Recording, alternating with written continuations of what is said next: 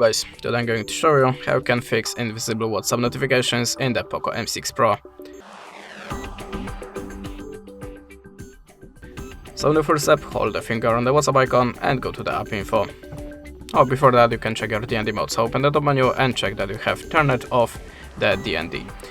Okay, let's back to the app info. We're gonna start from the notifications, check that you have this switcher activated. After that, open the additional settings, then look that you have turned on hybrid notifications here and here. In the next step, let's open the data usage. Oh, sorry, never mind. Let's open the storage. Remember to make the backup of your messages before and tap on clear all data. Choose clear all data again and confirm it. After that, look again for your notifications, and if you still don't have it, let's open settings, go to the connection sharing, and tap on the reset Wi-Fi mobile and Bluetooth.